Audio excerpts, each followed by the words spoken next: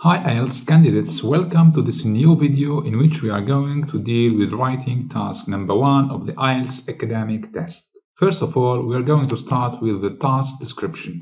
So, in task number 1, you are required to write a summary in response to a visual information which is presented in different forms, mainly charts and graphs. It can be a bar graph like the one here, or a line graph, or a pie graph. It can also be a table like this one, or a map, or even a process. In task 1, you are required to write at least 150 words in no more than 20 minutes. And you should know that this task is worth 1/3 of the total mark of the writing section. Let's now have a look at a simple task 1. So here it is. As you can see here, I have a line graph that shows the number of tourists visiting London and Paris from 2005 to 2013. Before I start answering this task, I need first to have an idea about the structure for writing task number 1. First, there should be an introduction. Then we should have an overview. Next, we should have a body paragraph number 1, it is also called feature number 1, and finally a body paragraph number 2 or feature number 2. However, you should avoid writing a conclusion. You should never use first-person pronouns in this task, so avoid using things like I and possessives like my, etc. And you should not give your personal opinion because we are dealing with an academic writing summary, so you should be neutral and objective. Let's now start writing our introduction. First of all, an introduction should be 1 or 2 sentences. In the introduction, you should introduce the chart through paraphrasing the information given. In other words, you are going to rewrite the information given using your own words. You can use the paraphrasing technique and you can also use other techniques. Likewise, it is of high importance to state the type of the chart or graph. So if you are dealing with a bar graph, please state this type of the bar graph. Say this is a bar graph. Also, you should mention the time frame, which is most often in terms of years or durations. Now let's have a look at this line graph and then write our introduction.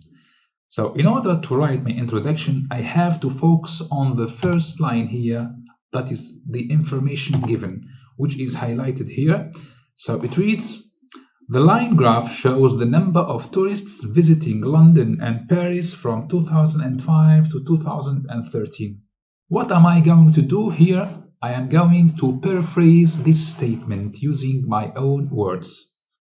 Here is my introduction.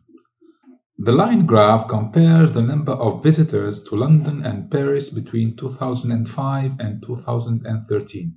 As you can see here, I have kept the phrase the line graph. I used the same thing here, the line graph. Then I have substituted the second word, shows, with the word compares.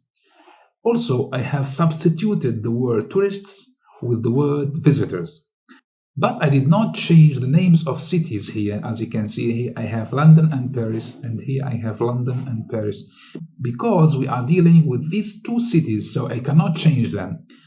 Also, I have kept the years here, 2005 and 2013, but I have altered the way I express them. As you can see here, here we have from to, but here we have between and.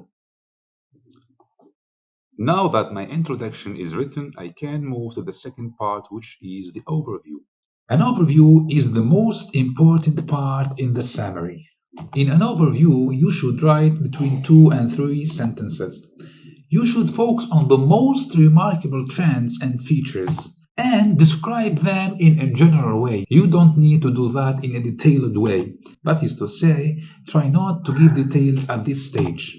And also, you should avoid mentioning detailed numbers. For example, things like statistics and figures you should avoid. But you can mention other numbers such as years and dates. So as you can see here, I have 2 lines. The orange one, which stands for Paris, and the blue one, which stands for London. Obviously, then, I can see here that Paris had received higher numbers of tourists from 2005 to 2011.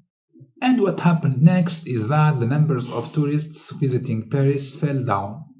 On the other hand, I can see here that lower numbers of tourists visited London during the same period from 2005 to 2011. But after 2011, as you can see here, things changed as more people started to visit London rather than Paris.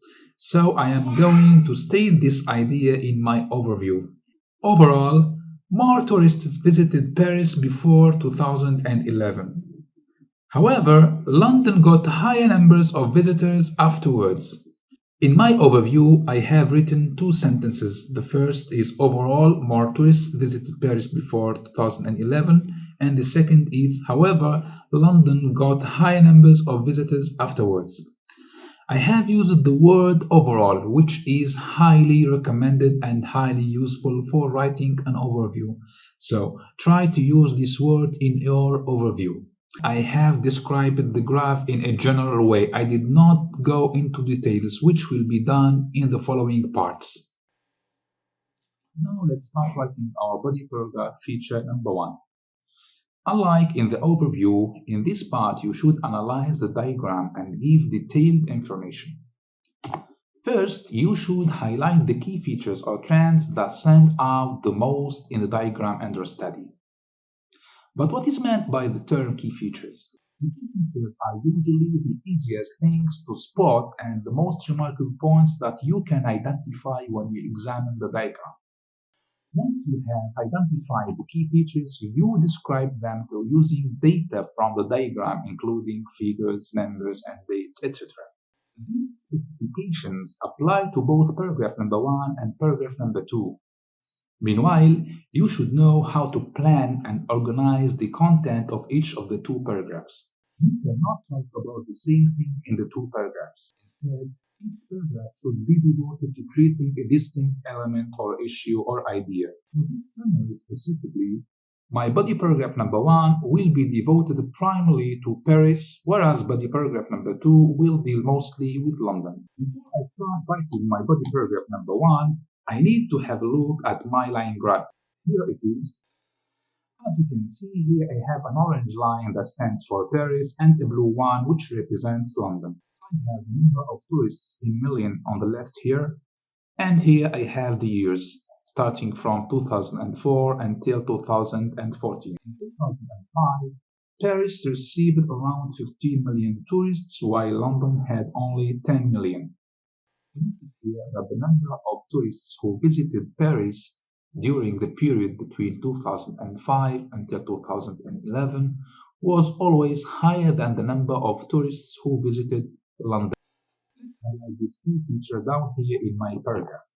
I would say, before 2011, Paris received higher numbers of tourists than London.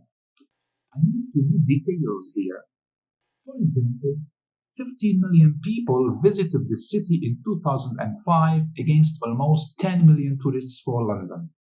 Let's come back to the graph. As you can see here, during the period between 2005 and 2011, there was a linear and gradual increase in the number of tourists to Paris, which kept increasing gradually with no interruption.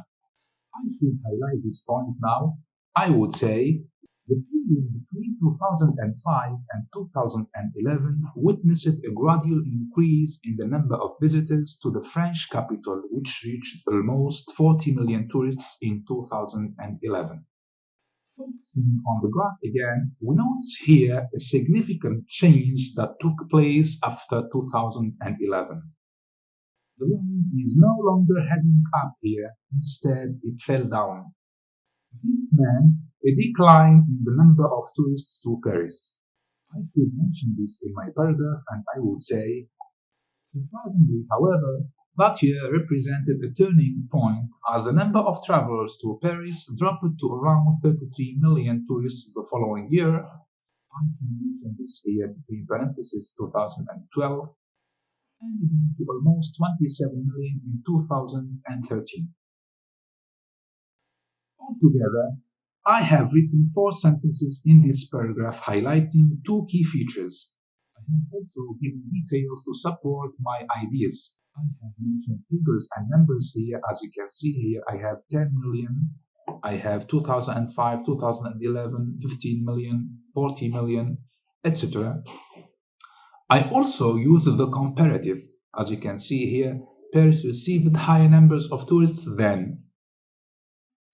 In terms of sentences, I have written both simple and complex sentences.